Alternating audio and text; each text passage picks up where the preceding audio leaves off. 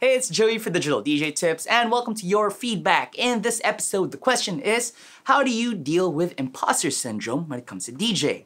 Now, if you're not familiar, imposter syndrome is the feeling that you get when you're supposed to do something, but you suddenly feel like you can't do it. Whether that's giving a presentation in front of the boss, and suddenly you start thinking to yourself, oh my gosh, I can't do this. I'm not good at talking. I really suck at presentations. I stutter when I talk in front of a crowd.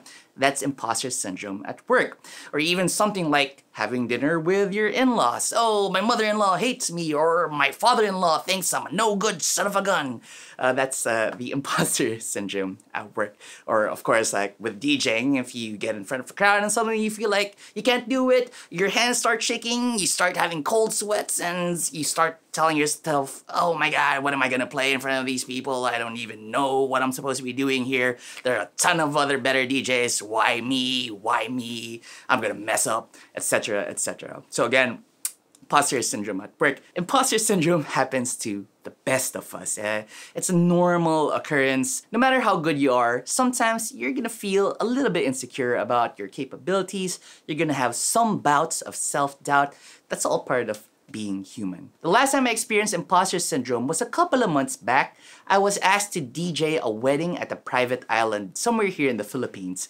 Sounds kind of exotic, right? So I was flown in, and the couple who were based in Singapore also flew in along with their guests, with most of them flying in from as far as Europe and the United States. So leading up to the gig, I was kind of nervous and anxious, mainly because, well, it was gonna be like this really extravagant party. A lot of money was going to be spent on it, and I didn't really know who the couple was, and I also didn't know the guests. I didn't know what music they wanted to hear and all that stuff. But then again, I reminded myself that I've been doing weddings for a long time. This wasn't the first wedding that I've done for like an international couple, or at least a couple that wasn't from the Philippines.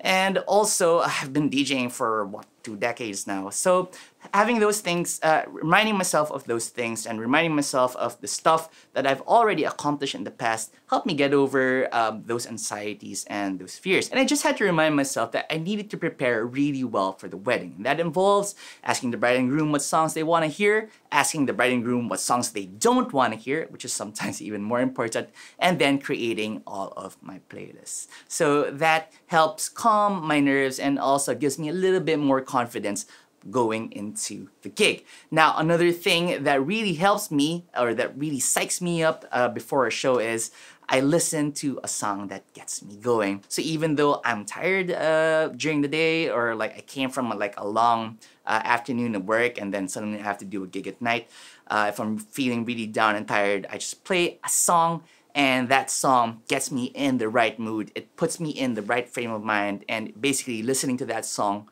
tells me that, okay, I need to get focused, and I'm here to give people a good time, and all I have to do is show up, play music, watch the crowd, make them dance. That's it. All right, now that I shared my answer, it's time to go to yours.